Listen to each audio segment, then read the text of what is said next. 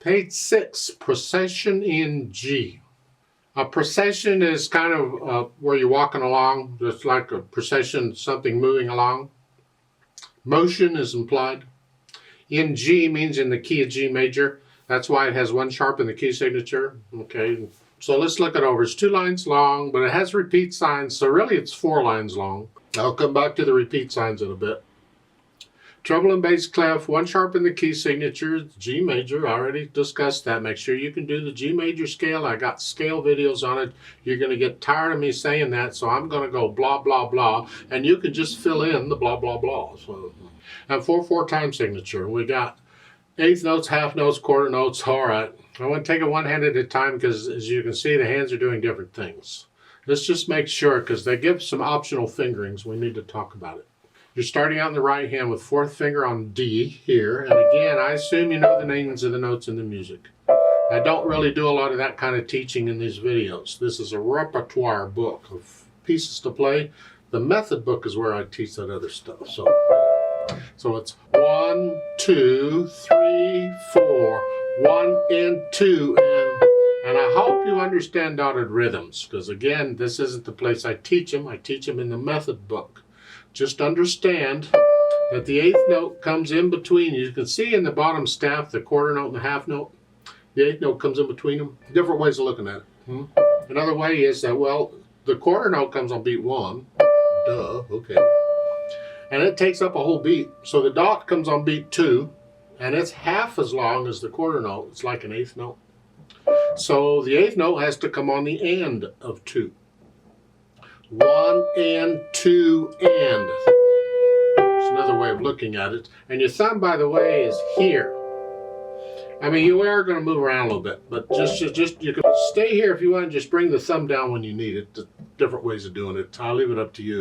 Ideally, you get to where you can do this without looking at the keyboard. So, and then go 2. And then the last measure there on the first line, 1 and 2, cross over. They give alternate fingerings. You see there's more than one fingering. We have to be careful on the fingering. A lot of times we pick a fingering to prepare what's coming next.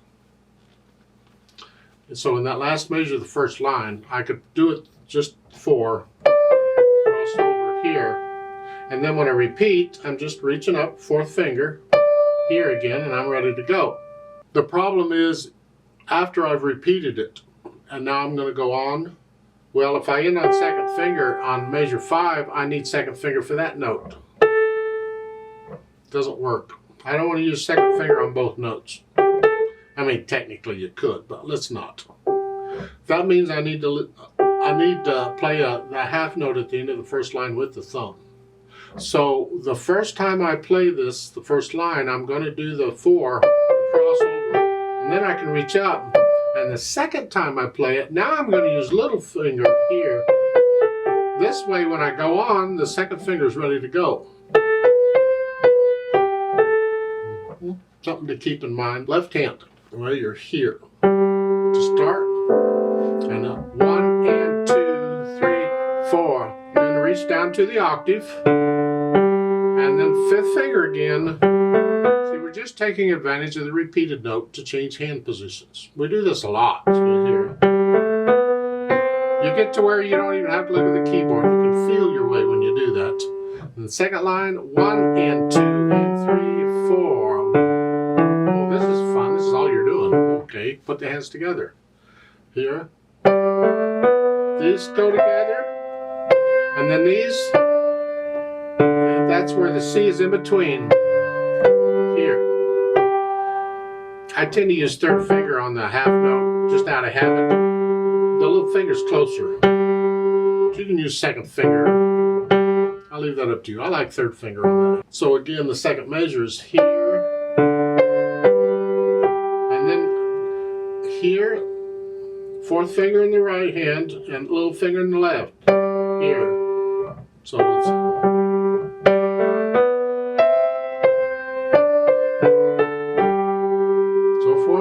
Now, 2nd line, we're here. There, see the 8th notes. 8th note on 1st beat here, 2nd beat here.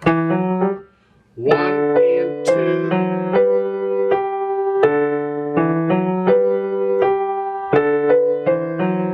Get the idea? They're different rhythms. So you go through and put the hands together and then go back through it however many times and work on the trouble spots, get rid of the hesitations. And once you're satisfied with it, then we can think about the articulation. The slurs and staccatos, they have connect, lift, lift up, lift. I disagree with that. I'd like to change it. I don't like choppiness like that. So I'm going to take it by the phrase. If you listen to it, you can hear the musical sentence. I have to speed it up. I got to play the melody kind of quick to hear the sentence. It's this. That's one thought. That's another thought. See, it's like 2 sentences. Well, I'm going to connect it within the sentence, and I'm going to lift up between them. So I'm going to lift up between measures 2 and 3, but that's it. So it's here, connect, and then lift up, connect. That's how I feel it. Second line is going to be probably the same thing. Yeah, every 2 measures I would lift up. And the left hand, you can do it like they're doing.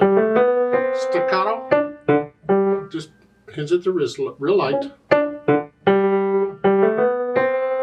And going from the half note to the quarter note, wherever it is, like at the beginning, here, you can connect that if you want. Here, or you disconnect. I'm guessing they let you disconnect it because you're disconnecting the right hand, but I told you to connect the right hand. So if you want to connect the left hand there too, go ahead. Right there, connect that. And lift up. Connect. That's how I would do it. Second line, it's this. If you want to connect it all the way across, go for it. If you would like to lift up between each measure, go for it. Try both, see what you think. If I lift up between each measure, see,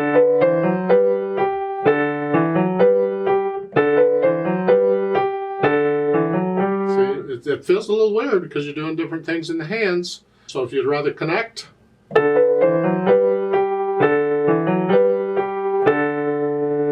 I'll leave that up to you.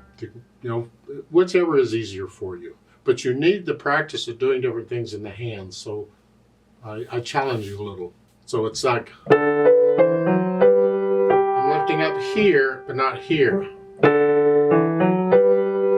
Now I'm going to lift up both hands. Here, there. So you're doing different things in the hands. Once I get the articulation, then I add the dynamics. And this is going to be pretty much for the right hand. I think that's the melody. F is forte, is loud, whatever you think loud is. Then soft, you're going to echo that. It's also like a statement reply. The statement, the reply. Another way of looking at it. The left hand keep in the background.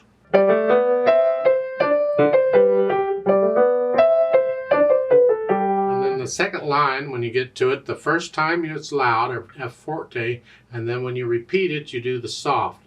For piano, the on repeat you don't need. That's not part of the music. That's something the editor is stuck in here to help you out. So it's just F-P means the first time you play it by the first dynamic, and the second time you play it by the second dynamic, and it's there. See it? That's the right hand. The left hand needs to be in the background. And once you have an idea of the dynamics, then you think about the speed. Stately? Well, it's a procession. Very proud and walking in, blah, blah.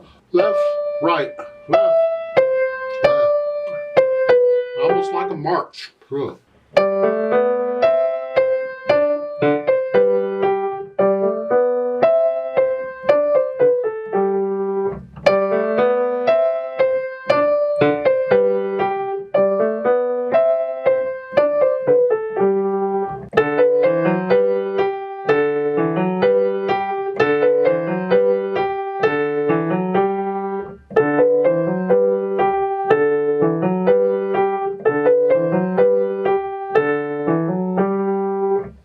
wouldn't slow down at the end of this. If it's a procession, especially if people are moving to it, don't be messing with the tempo. Keep it steady. Now that's just one idea of playing it. I could play it again a dozen times and I could play it different every time.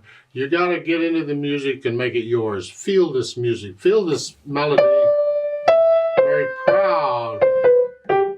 Whatever. Get into the music. Let's do it together very, very slowly to double check the notes and the rhythms. I'm not going to do the dynamics, but I will do the slurs and the staccatos and things, and we will repeat it. So I'll give us 4 counts. Now let's just check them. You should be playing the same note I'm playing at the same time I'm playing it. That's what this is for. 1, 2, ready, and go, and.